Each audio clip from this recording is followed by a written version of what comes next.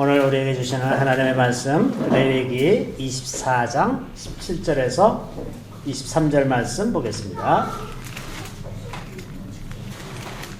레위기 24장 17절에서 23절 말씀.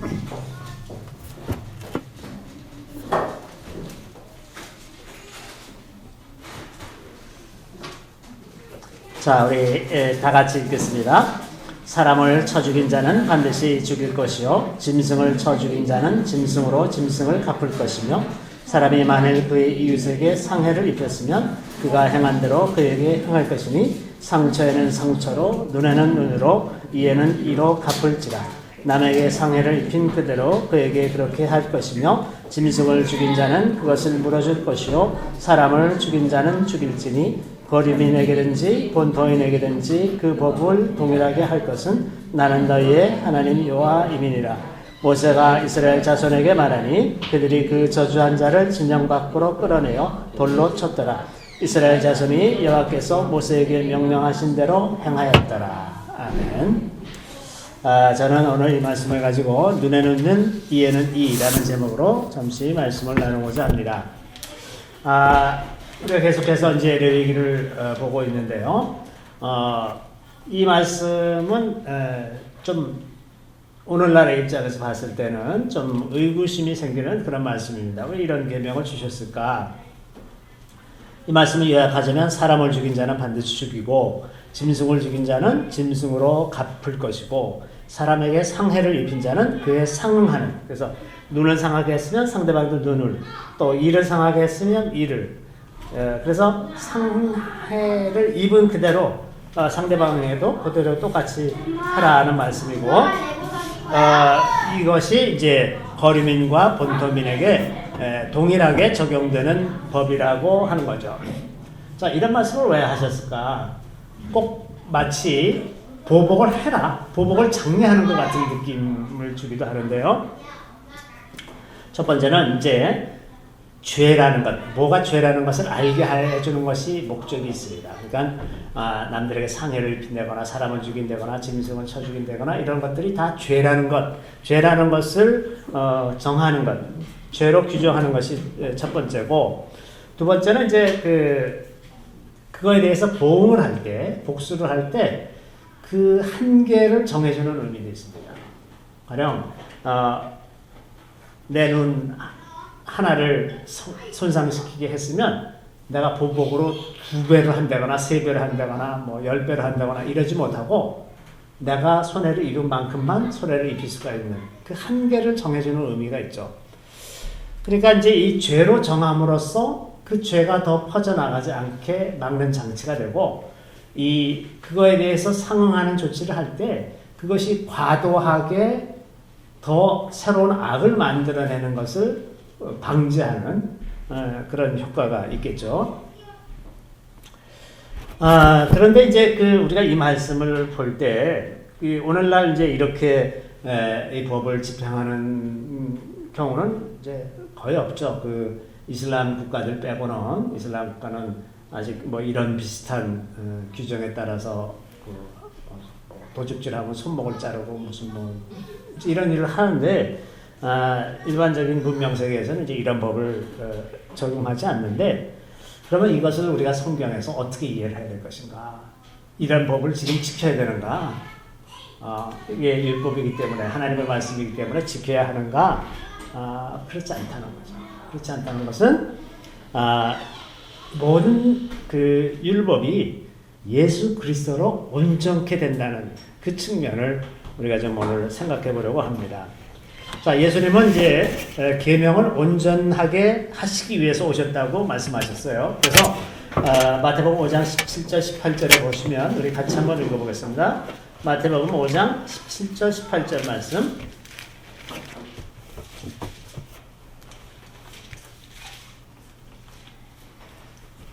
우리 다 같이 읽습니다. 내가 율법이나 선지자를 피하려 온 줄로 생각하지 말라. 피하러 온 것이 아니요 완전하게 하려 함이라. 진실로 너에게 이르노니 천지가 없어지기 전에는 율법의 1.1획도 결코 없어지지 아니하고 다 이루리라.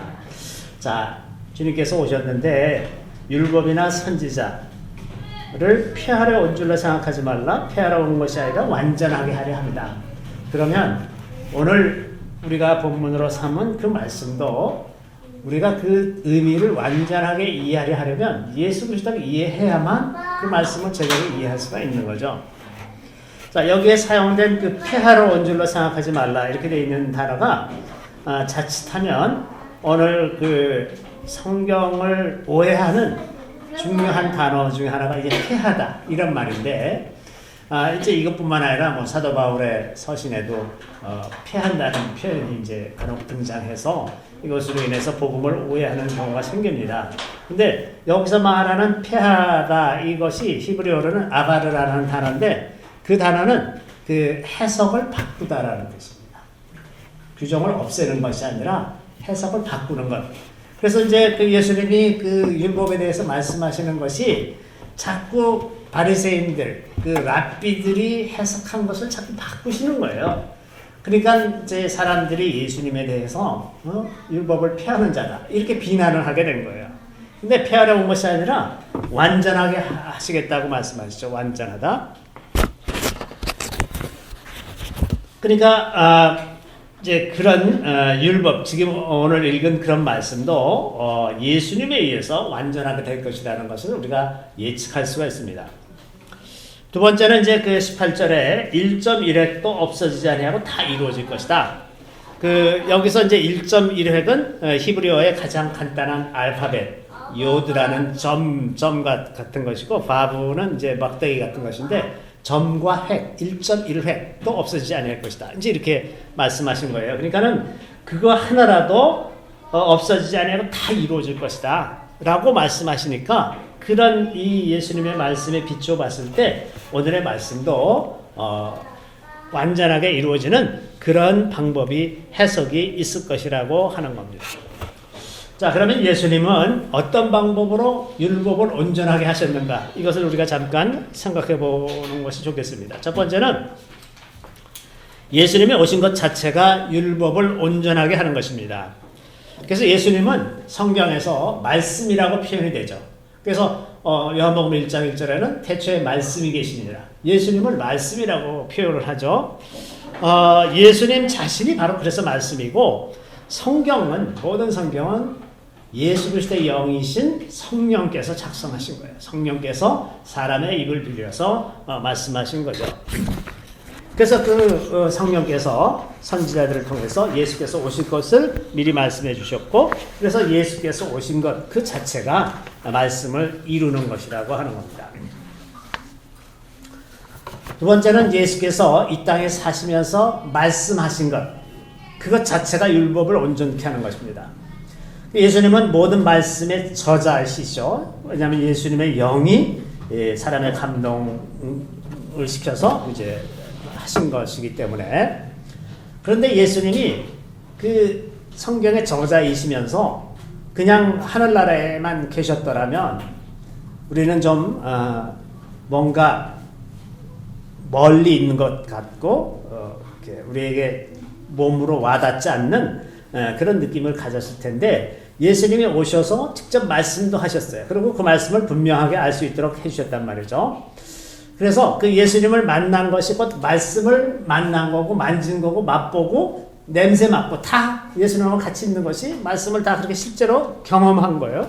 그 사도 요한이 요한일서에 이렇게 표현합니다. 태초부터 있는 생명의 말씀에 관하여는 우리가 들은 바요, 눈으로 본 바요, 자세히 보고 우리의 손으로 만진 바다. 예수님에 대한 얘기죠. 근데 예수님을 말씀이라고 이렇게 표현하고 있어요, 요한이. 그래서 듣고 눈으로 봤고 자세히 보고 바로 옆에서 자세히 봤단 말이죠. 심지어는 예수님은 요한에 기대어 누우셨던 분, 요한이 예수님께 기대어 누웠던 그런 사람이잖아요. 아주 그냥 붙어 있었어요, 예수님하고. 그리고 우리의 손으로 만졌어요. 그러니까 예수님이 오셔서 그 말씀하신 이것이 직접 하나님이 직접 말씀하시고 예수님의 성경의 저자이신 예수님이 직접 오셔서 말씀하신 것 그것이 율법을 온전케 하는 일이었죠. 세 번째는 예수님이 그 자신이 제정하신 율법의 본래 취지가 뭐였다 하는 것을 설명해 주심으로써 율법을 완성하셨습니다. 예를 들면 이제 바리새인들이 예수를 시험하려고 와서 이렇게 얘기합니다. 사람이 어떤 이유가 있으면 이혼해도 됩니까? 라고 했더니 예수님이 제일 먼저 하신 말씀은 하나님께서 짝지어 주신 것은 사람이 나누지 못할지니라. 그렇게 말씀하셨거든요. 그랬더니 이때다 하고서 이제 바리새인들이 그러면 왜 모세는 이혼 증서를 써줘서 이혼하라 그렇게 했습니까? 그럴 때 예수님이 기가 막힌 말씀을 하세요. 뭐라 그러시냐면 마태복음 19장 8절에 보면 모세가 너희의 마음의 완악함 때문에 아내버림을 허락하였거니와 본래는 그렇지 않다. 아니 이 말을 할 수 있는 분은 하나님 아니면 누가 이 말을 할 수가 있어요. 원래는 그렇지 않은 거야. 이렇게 얘기할 수 있는 분은 그 저자 자신 아니면 얘기할 수 없는 거잖아요. 그러니까 내가 그렇게 시켰어. 모세가 너희들의 완악함 때문에 이혼 증서를 써줘라 그렇게 한 거다. 원래는 하나님께서 짝지어 주신 것은 사람이 나누지 못하도록 되어 있는 거다. 이렇게 직접 저자 직강이죠. 직접 이렇게 말씀하신 거죠. 자, 여기서 이제 중요한 한 가지 힌트는 하나님께서 우리에게 율법을 주실 때 사람의 완악함을 고려해서 주셨다는 거예요. 사람의 완악함. 그 고대에는 그 여자가 경제 활동을 할 수 없었기 때문에 그 남편이 임의로 아내를 쫓아내고서 어떤 그 증거도 없이 그냥 마음대로 쫓아내면 이 사람은 나중에 그 남편이 쫓아내고 나면 먹고 살 방법이 없잖아요. 그러면 다른 남자한테 시집을 가든지 어디 가서 일을 하든지 이렇게 될 텐데 이제 다른 사람의 아내이기 때문에 보호받을 수가 없는 거예요. 그 사람 밑에 있지 않으면. 그러니 그렇게 되는 상황에서는 여자의 생존이 너무나 위험하고 그 인권이 완전히 무시되니까 그렇게 되느니 이혼 증서를 써줘서 이혼을 정식으로 하게끔 해야만 다른 사람한테 시집가도 그것 때문에 문제가 안 생기고 이렇게 되니까 그런 보호장치로 이혼 증서를 써주라 그런 거죠. 그러니까 이혼 증서를 써주신 그 조항이 사람의 완악함을 배려한 거란 말이죠. 그런데 이러한 그 특성이 이 조항에만 있느냐? 하나님께서 율법을 주실 때 이것을 배려해서 이것을 고려해서 주신 말씀이 그 기저에 깔려 있을 것이라고 우리가 짐작할 수가 있습니다. 자, 그 다음에 이제 넷째는 예수님이 율법이 가지고 있는 그 육신적인 차원에서 그 보다 영적이고 심리적인 차원을 덧붙이셨습니다. 예를 들면 산상수훈에서 살인하지 말라 하는 말을 너희가 들었지만 나는 너희들에게 말하기를 마음에 미워하는 자가 있으면 살인한 자와 같다. 그러니까 예전에는 물리적으로 살인하는 그 바깥으로 나타난 그것만을 죄로 삼았는데 예수님이 죄로 삼으시는 것은 그 마음에 미움이 있는 것 그 자체도 죄로 삼으신다는 거예요. 또 마음에 음욕을 품는 자마다 이미 가늠한 자다. 예전에는 실제로 가서 가늠해야만 가늠한 자인데 예수님이 보시는 눈은 마음에 음욕을 품는 것이 이미 가늠한 자다. 그러니까 그 물리적인 차원에서 영적이고 심리적인 차원까지 확대를 하셔서 우리의 전 존재가 하나님 앞에서 어떤 것이 죄이고 아닌 것을 알게끔 그렇게 하셨다는 거예요. 그러니까는 율법을 이제 완성하시는 방법으로 해석을 하는 거죠. 이것이 온전케 하시는 사역이죠. 또 이제 다섯째로는 예수님이 그 사람들이 그 성경을 잘못 해석해서 만들어낸 전통 그것을 지적하시고 바로잡으시는 일을 하셨습니다. 자, 예수님의 제자들이 손을 씻지 않고 식사한다고 해서 바리새인들과 서기관들이 와가지고 항의를 했습니다. 그랬더니 예수님이 그때 뭐라고 말씀하시냐 하면 너희는 어찌하여 너희가 만든 전통으로 하나님의 계명을 폐하느냐, 계명을 범하느냐. 가령 하나님께서 그 내 부모를 공경하라 그렇게 말씀하셨는데 부모를 공경하려면 늙은 부모를 이제 공양을 해야 되잖아요. 먹을 것도 갖다 드리고 이제 잠자리도 편안하게 만들어 드리고 이렇게 해야 되는데 그러고 싶지가 않은 거야, 이 불효자들이. 그러니까는 무슨 꾀를 만들어냈냐 하면, 그 부모를 공양할 돈을, 그 재물을 다 하나님께 바쳤다. 그러니까 하나님께 바치기로 맹세했다. 그러면 부모 공양은 안 해도 된다는 거예요. 이런 법을 이제 랍비들이 만들어 놨어요. 그 제물, 그 공양, 하나님께 드리는 제물, 그 코르반이라고 그러는데, 그래서 코르반이라고 선언을 하면, 이건 이미 하나님께 갔기 때문에 사람이 쓸 수가 없어. 그러니까 부모를 공양하지 않아도 돼요. 자, 이렇게 해서 하나님께서 말씀하신 내 부모를 공경하라. 이거는 공경을 안 해. 그렇게 해서 하나님의 법을 무력화시키는 이런 것이 잘못된 것이라고 교정을 하셨단 말이죠. 그리고 이제 여섯 번째는 예수님 자신이 말씀을 따라 사셨습니다. 예언에 따라서 베들레헴에서 태어나시고 애굽으로 피신하시고 나사렛에 가서 사셨고 돌아가실 때는 나귀 타고 예루살렘에 입성하시고 십자가에 돌아가신 이 모든 일들이 다 율법에 예언된 대로 이미 기록된 대로 그렇게 다 사셨습니다. 이제 일곱째는 예수님이 그 율법을 다 지키면서 살았다는 거예요. 율법의 정신에 따라 사셨습니다. 8일 만에 할례를 받으시고 절기들을 다 지키셨어요. 요한복음에는 그 예수님이 절기 지킨 이야기가 정확하게 다 기록되어 있습니다. 뭐 6월절에도 예루살렘에 올라가시고 또 초막절에도 올라가시고 수전절에도 올라가시고 그 유대인들이 지키는 그 절기대로 예수님도 예루살렘에 꼭 올라가시곤 하셨다는 것을 볼 수가 있습니다. 그러니까 예수님 자신이 그 말씀대로 존중하면서 그대로 살았다는 것을 알 수가 있어요. 자, 이런 걸로 봤을 때 그 예수께서 그 1.1획이라도 폐하여지지 아니하고 다 이루어질 거다. 그렇게 말씀하신 그 관점에서 오늘의 본문을 이해해야 된다고 하는 겁니다. 그러니까 오늘의 본문은 더 이상 이렇게 법을 집행하지 않는다고 하고 또 오늘날 이렇게 뭐 이에는 이, 눈에는 눈 이렇게 법을 집행한다 그러면 아마 야만적이라는 소리를 들을 텐데 그렇기 때문에 이제 더 이상 이 법은 읽을 필요도 없다. 그게 아니라 이 법을 이러한 법을 기록하신 그 취지를 좀 더 이 전체적인 성경의 관점에서 이해를 해야 된다고 하는 겁니다. 자, 그렇다면 예수님은 그 오늘 본문 말씀을 어떻게 온전하게 해석하셨는가? 마태복음 5장 38절에서 42절에 보면 바로 이 말씀을 인용해서 하신 말씀이 있습니다. 마태복음 5장 38절에서 42절 말씀.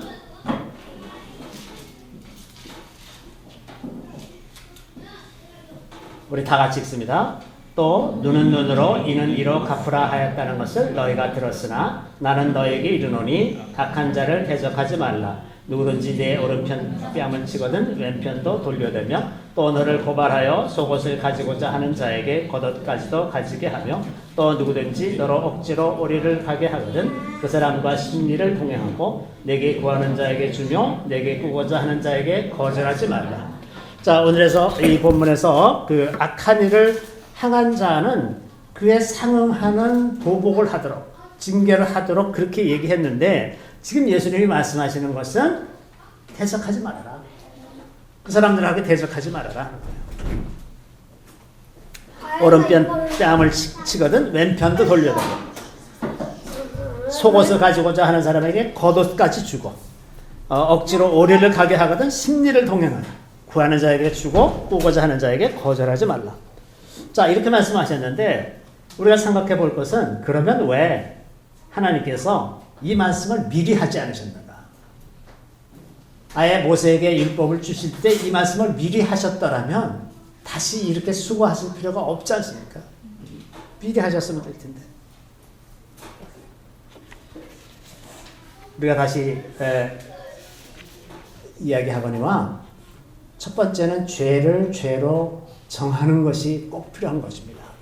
가령 예수님이 이렇게 말씀하셨기 때문에 앞에 율법은 전혀 필요가 없다라고 생각하면 죄를 죄로 인식하지 않게 돼요. 그렇지 않습니까? 남들에게 해를 끼치고 이러는 것이 죄라는 것을 분명하게 규정하지 않으면 사람들이 그걸 모르고 계속해서 죄를 짓는 상황을 만들어낼 수가 있다고 하는 거죠. 그러니까 죄는 죄로 규정하는 것이 너무나 필요합니다. 이것이 이제 율법의 기능이죠. 그 율법이 있어야만 죄를 죄로 알아가게 된다고 하는 겁니다.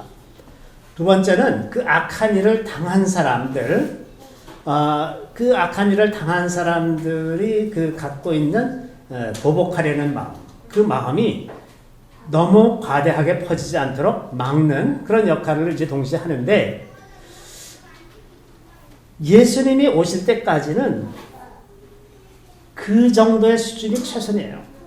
죄가 더 이상 퍼지지 않게 막는 수준이 최선일 수밖에 없는 거죠. 근데 예수님이 오셔서 우리의 죄를 계속해서 십자가에 달려 돌아가시고 성령님을 보내주시고 난 다음에는, 그러면 그때는 예수님이 지금 말씀하시는 것처럼 악한 자를 대적하지 않는 그런 힘을 가질 수 있게 된다고 하는 거예요. 그 전까지는 그럴 수가 없었어요.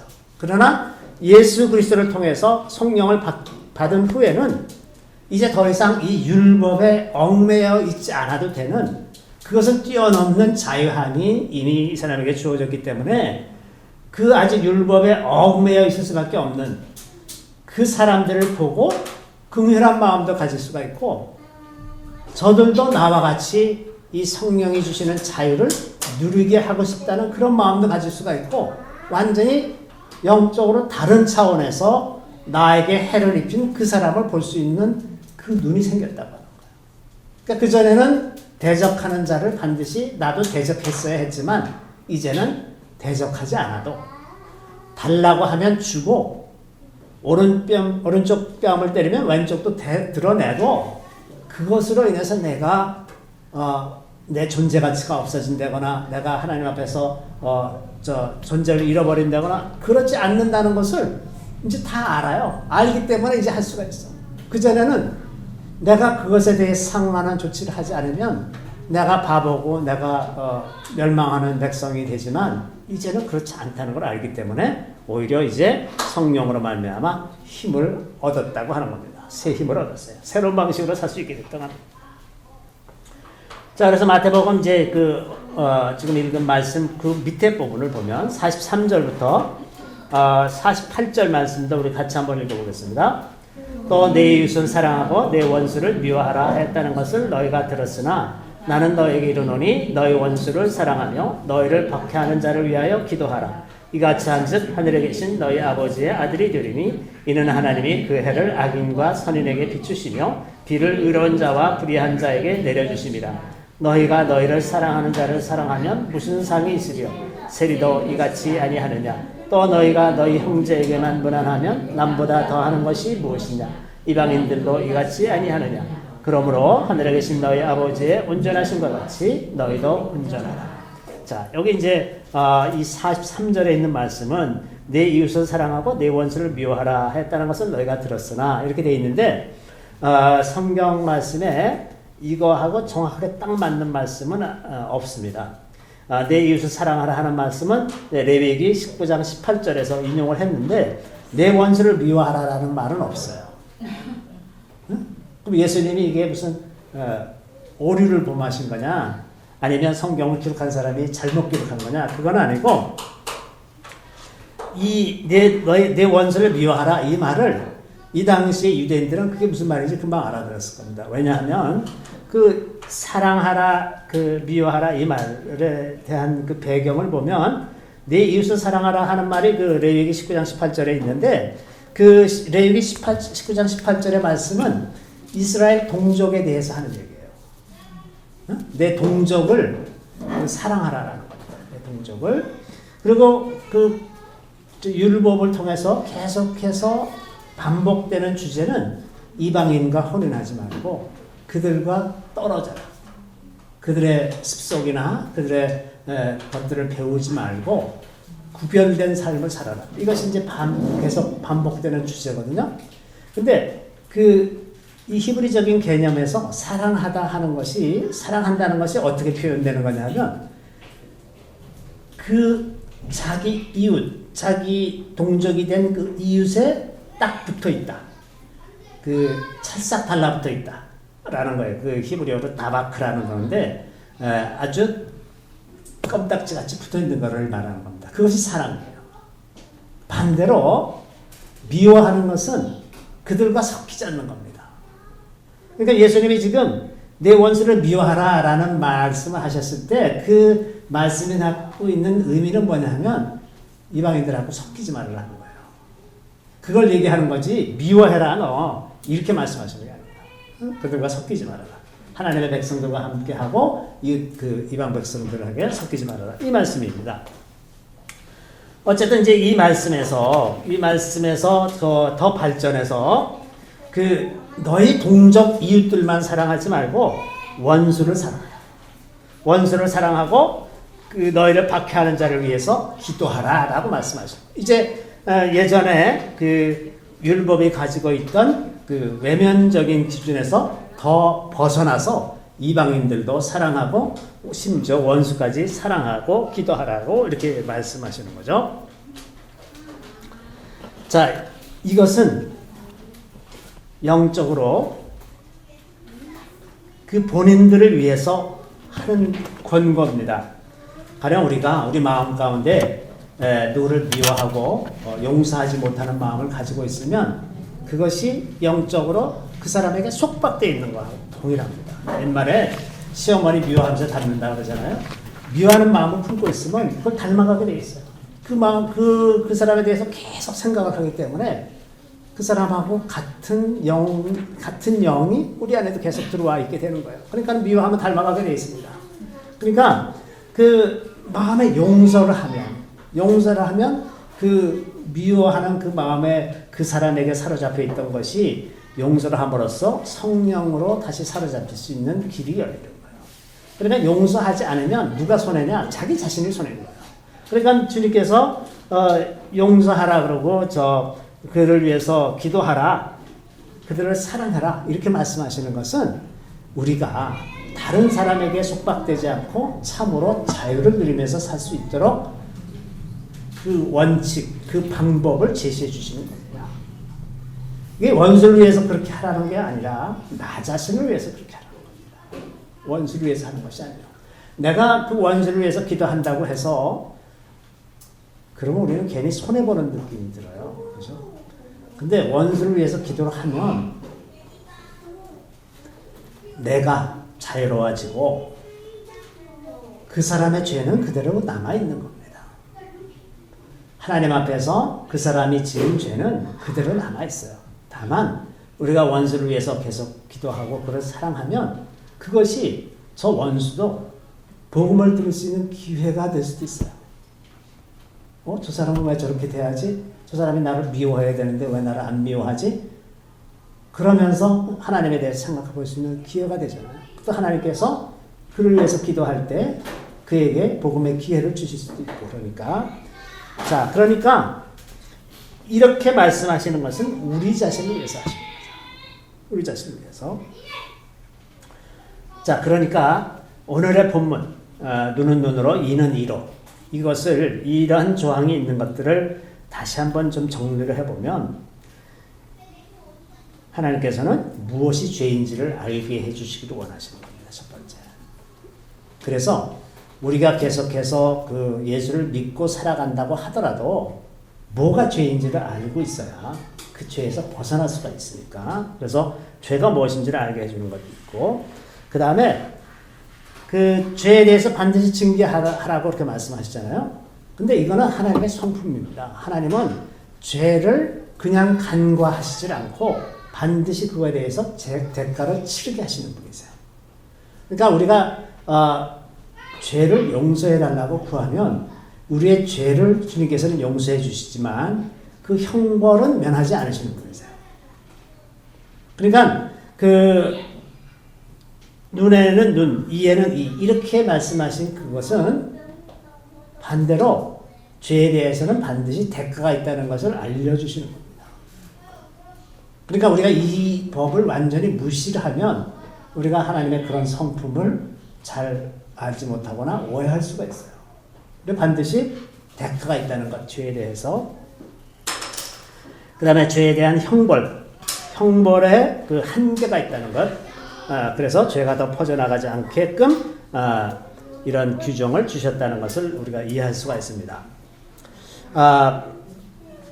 그 다음에 이 말씀에 대한 예수님의 말씀은 이제 대적하는 자를 위해서 기도하고 악한 자를 대적하지 말고 오른편 뺨을 치거든 왼쪽도 돌려대라 이렇게 말씀하시는 것이 이제 예수님과 예수님이 보내주신 성령으로 말미암아 우리가 이제 그렇게 살 수 있는 새 힘을 얻었기 때문에 지금 뒤늦게 예수님이 이 말씀을 하신 것은 그 때가 알맞은 때가 되었기 때문에 그렇게 말씀하신 것이다. 그래서 모세를 통해서 말씀하신 것이 아니라 예수님을 통해서 말씀하시면서 이것을 완전하게 만드셨다고 하는 겁니다. 자, 그래서 예수님께서 이렇게 더 높은 수준의 말씀을 하셨다고 해서 구약을 더 이상 읽지 않아도 된다는 건 아니에요. 왜냐하면 그렇지 않으면 그렇게 하면은 죄를 몰라요.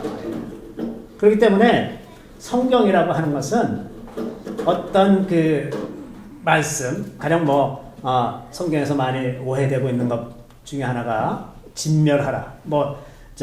이스라엘 백성들이 가나안 땅을 정복할 때 그 민족들을 다 진멸하라 그러잖아요.